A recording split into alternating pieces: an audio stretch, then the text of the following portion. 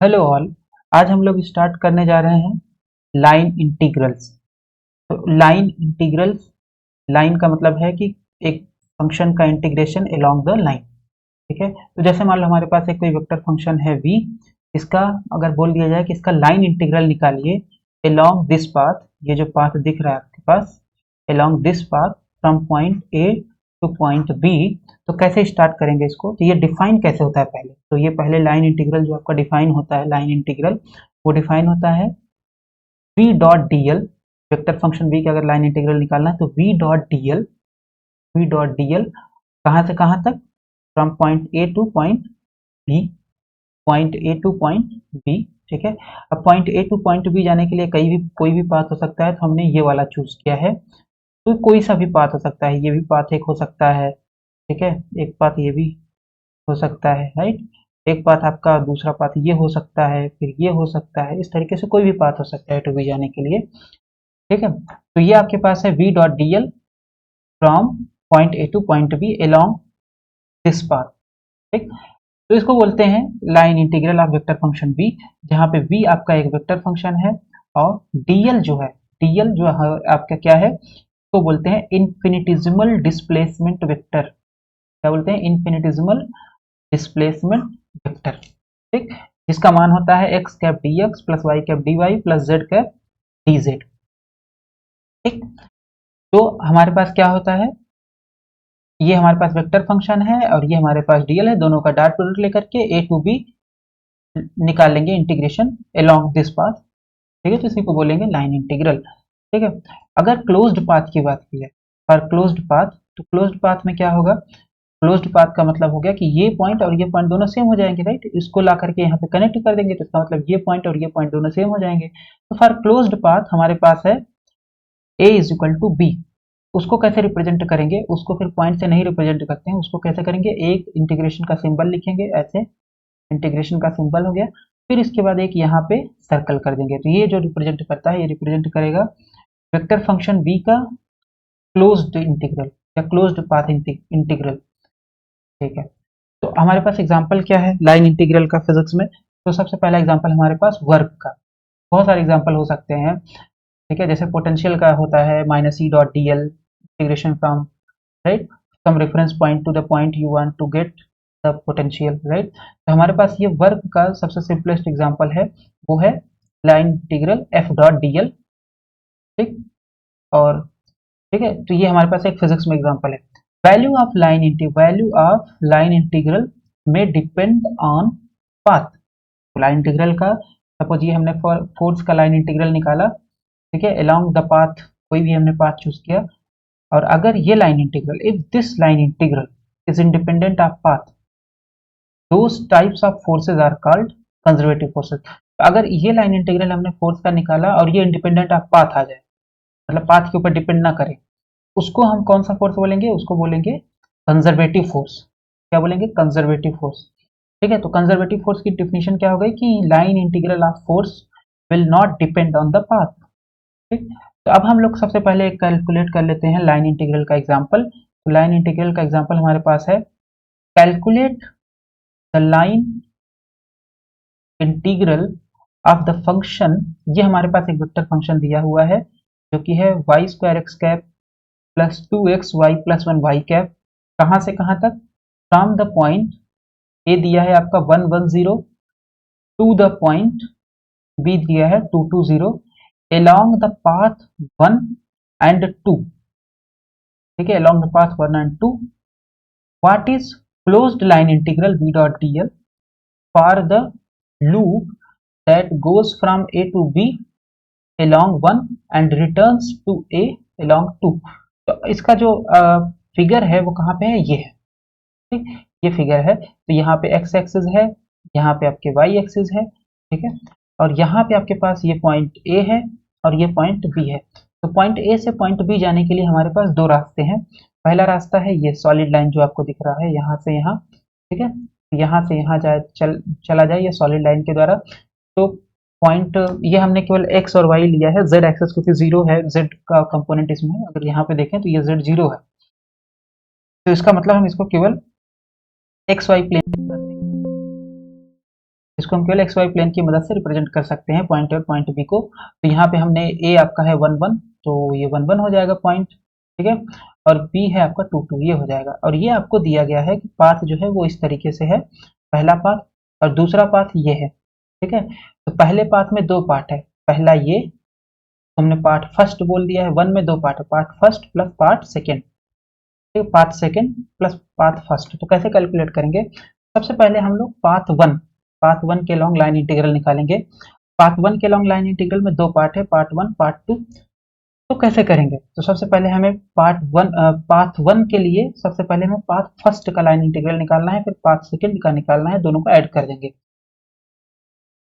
तो path first में क्या है? It consists of two paths.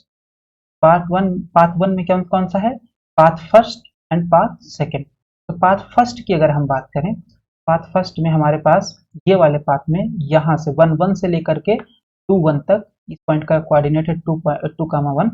तो इस पाथ में अगर हम देखें तो ये कौन सा डायरेक्शन में वेरिएशन है? ये केवल और केवल आपका इस लाइन का अगर मैं समीकरण निकालूं, यहाँ से इसको अगर मैं ऐसे खींच दूं तो ये कहाँ कट करेगा? y=1 पे। तो इस पॉइंट इस लाइन का जो है समीकरण हो जाएगा, कितना हो जाएगा इक्वेशन? y=1 का मतलब y=1 हो गया। तो dy जब आप निकालोगे तो हो जाएगा y=1। किसी भी फंक्शन का डिफरेंशिएशन निकालोगे, अगर वो कांस्टेंट है तो जीरो आ जाएगा, तो dy आ गया जीरो। dl कितना होता है? dl होता है y cap x cap dy dy x cap d dx x cap dx plus y cap dy plus z cap dz। dz तो पहले से ही जीरो है क्योंकि हम 2D में काम कर रहे हैं। फिर dy भी जीरो हो जाएगा, क्यों? क्योंकि y कांस्टेंट है, तो डिफरेंशिएशन करोगे तो जीरो आएगा। तो यहाँ पे केवल हमारे पास dl में बचेगा x कैप dx, ठीक है। तो अब हमें निकालना क्या पड़ता है? सबसे पहले हमें निकालना पड़ेगा v डॉट डी एल। तो v डॉट डी एल के लिए हमने सबसे पहले लाइन इक्वेशन निकाल लिया। लाइन इक्वेशन हमारे पास आ गया इसका y=1, और फिर हमने उसका dl निकाल लिया। तो dl हमारे पास आ गया x cap dx। v dot dl जब लेंगे तो dl है इतना और v कितना है? v है इतना। तो इसका मतलब इसमें से जो x कैप का कोफिशिएंट होगा जस्ट वही बचेगा, राइट। x कैप का डॉट 1 होगा, x cap dot y cap का डॉट 0 हो जाएगा, तो ये बचेगा y² dx। और y² का मान कितना? y बराबर है 1। सब्स्टिट्यूट कर दोगे तो v डॉट dl आ गया dx। तो पाथ फर्स्ट के लॉग इंटीग्रेशन हो जाएगा v dot dl integration long path first, ठीक है। तो अब यहाँ पे हमारे पास v डॉट dl हमने निकाल लिया है, dx सब्स्टिट्यूट कर दिया। अब बारी आती है इसके लिमिट की। तो लिमिट क्या क्या होगी इसकी? तो ये कौन सा इंटीग्रेशन किस पे हो रहा है? x पे, राइट, x पे हो रहा है। तो x पे यहाँ पे x ये है 1 और यहाँ पे x हो गया 2, इसका मतलब है x फ्रॉम 1 to 2। ये आ गया आपके पास x फ्रॉम, आ गया this is x from 1 to 2 dx। Integrate कर दोगे आ जाएगा 1। तो फर्स्ट पार्ट इसके लॉन्ग लाइन इंटीग्रल हमारे पास आ गया 1। फिर पाथ सेकंड का निकालेंगे तो पाथ सेकंड का हो जाएगा, सबसे पहले इसका इक्वेशन निकालो। इस लाइन का पाथ सेकंड कौन सी है? ये वाली लाइन, राइट। ये वाली लाइन का मैं यहाँ पे ड्रॉ कर दूं, तो ये वाली लाइन का हमें क्या निकालना है? इक्वेशन निकालना है। तो ये वाली लाइन का इक्वेशन क्या होगा? यहाँ पे कट करेगा तो इसका मतलब इस लाइन का इक्वेशन हो जाएगा x=2। x=2 हो गया। अब इसका डिफरेंशिएशन निकालोगे dx 0, तो इन्फिनिटेसिमल डिस्प्लेसमेंट वेक्टर में dl आ जाएगा केवल और केवल y कैप dy, ठीक है। तो अब ये v डॉट dl अगर हम निकालें तो v डॉट dl में यहाँ y कैप dy है और यहाँ है y² x cap 2x y plus 1 y cap. तो वहाँ पे y कैप था तो y cap dot y cap 1 होता है, तो इसका मतलब ये हो जाएगा 2x y plus 1। Just substitute कर देंगे यहाँ पे, है ना, v का मान और dl का मान। तो डॉट प्रोडक्ट निकालेंगे 2x y plus 1 dy। x is equal to है 2, सो 2 इंटू 2 ये हो जाएगा 4 और ये हो जाएगा y plus 1 as it is रख दिया, और ये dy हमने रख दिया। i सेकेंड, इस सेकेंड पाथ के लॉन्ग निकाल रहे हैं, ये सेकेंड पाथ जो है इसके लॉन्ग जो हम निकाल रहे हैं, तो i सेकेंड हो जाएगा हमारे पास v dot dl, line integral of v dot dl along path 2 along path second. तो हमारे पास ये आ गया v डॉट dl का मान सब्स्टिट्यूट कर दिए यहाँ पे, और इंटीग्रेशन अब कहाँ से कहाँ होगा, लिमिट क्या होगी? तो ये सबसे पहले देख लेंगे कि यहाँ पे हमारे पास क्या है, y है। तो y कहाँ से कहाँ चेंज हो रहा है? y ये है और ये है, तो 1 से 2, तो y हो रहा है 1 से 2। तो अब इसको अगर हम इंटीग्रेट कर दें तो 4 बाहर आ जाएगा, फिर ये आ जाएगा y का इंटीग्रेशन हो जाएगा y² प्लस प्लस और 1 का इंटीग्रेशन हो जाएगा y। लिमिट क्या रखेंगे? लिमिट हो गई 1 से 2, तो लिमिट हो जाएगी 1 से 2, ठीक है। तो अब इसको ये 4 हो गया, फिर ये आ जाएगा 1/2 y² का अगर हम रखेंगे वाई स्क्वायर का रखेंगे तो ये हो जाएगा 2 का square minus 1, upper limit minus lower limit, तो ये आ जाएगा 3। और फिर इसका upper limit minus lower limit करेंगे तो 2 माइनस 1 दैट इज 1। तो इसको सॉल्व कर लेंगे तो ये आ जाएगा आपके पास, तो ये आ जाएगा 5/2, इसका मान आ जाएगा 5/2 multiplied by 4, so this is 10। ठीक है, तो ये हमने यहाँ से लेकर यहाँ तक इस डायरेक्शन में लाइन इंटीग्रल निकाल लिया वेक्टर फंक्शन v का। अब हमें क्या करना है, अब हमें इस पाथ के अलॉन्ग निकालना है। ठीक है, इस पाथ के अलॉन्ग लाइन इंटीग्रल निकालना है, तो क्या आएगा, इस पाथ के अलॉन्ग लाइन इंटीग्रल हो जाएगा, हाँ, और यहाँ पे एक चीज है कि ये पूरा पाथ 1 का लाइन इंटीग्रल क्या हो जाएगा, इसका सम प्लस इसका सम। तो हमने दोनों निकाल लिया था अलग अलग, इसका आया था 1 प्लस प्लस और इसका आया था 10, तो 10 रख दिया, तो हमारे पास फर्स्ट पाथ के लॉन्ग जो लाइन इंटीग्रल आ गया दैट इज 11। ठीक है, पाँच सेकंड का ये है आपके पास 5 सेकंड, राइट। तो इसके लॉन्ग का लाइन इंटीग्रल निकालना है हमें। सबसे पहले हमें इस लाइन का इक्वेशन पता करना होता है, तो लाइन का इक्वेशन कितना हो जाएगा, लाइन का इक्वेशन हो जाएगा आपके पास, अब ये लाइन 2 पॉइंट से जा रही है, एक है 1,1 ये, और एक है 2,2, तो हम निकाल सकते हैं। इक्वेशन क्या होता है, y minus y one is equal to y2 minus y one upon x2 minus x1 x minus x1, ये सिंपल लाइन का इक्वेशन होता है। ठीक है, तो अब हम यहाँ पे सब्स्टिट्यूट कर देंगे, यहाँ पे हमारे पास हो गया, सब्स्टिट्यूट कर देंगे तो हमारे पास आ जाएगा y is equal to x, का सोल्यूशन आ जाएगा। और इसका अगर हम इन्फिनिटेसिमल डिफरेंशिएशन निकालेंगे तो y का हो जाएगा dy dx, राइट, और तो कुछ है नहीं, तो dy is equal to dx आ गया। ठीक है, और dz हमारे पास 0 है क्योंकि हम 2D में काम कर रहे हैं, तो dl हमारे पास ये होता है infinitesimal displacement vector x cap dx plus y cap dy plus z cap dz। अब यहाँ पे हम dy is equal to dx substitute कर देंगे और dz 0 हो गया, तो ये आ जाएगा यहाँ से dy is equal to dx, जैसे ही सब्स्टिट्यूट करोगे ये पूरा बाहर आ जाएगा x cap plus y cap और यहाँ पे बच जाएगा dx। ठीक है, v डॉट dl, अब v डॉट dl, v का मान सब्स्टिट्यूट कर दो, वेक्टर v जो हमने पहले लिखा है क्वेश्चन में दिया हुआ है, और dl हमने ये निकाला हुआ है, इसका मान रख देंगे, डॉट प्रोडक्ट ले लेंगे, तो v का मान हमारे पास ये है क्वेश्चन में दिया हुआ है, और dl हमने ये निकाला हुआ है, तो सब्स्टिट्यूट कर दिए, तो इसका मतलब x कैप का के साथ हो जाएगा, तो यहाँ आ जाएगा डॉट प्रोडक्ट, इसके साथ 0 देगा, इसका इसके साथ 0 आएगा, फिर y कैप का केवल इसके साथ बचेगा, इसके साथ 0 होगा, तो हम सॉल्व कर लेंगे डॉट प्रोडक्ट को, तो ये हमारे पास आ जाएगा इतना y square plus 2x y plus 1।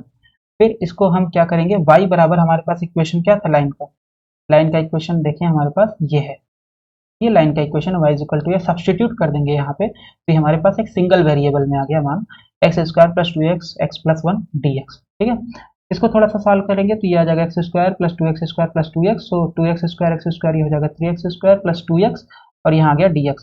तो सेकेंड पाथ के अलॉन्ग जो लाइन इंटीग्रल हो जाएगा वो हो जाएगा v dot dl, line integration along the path second. ठीक है, तो अब v डॉट dl हमने निकाल रखा है, ये हो गया।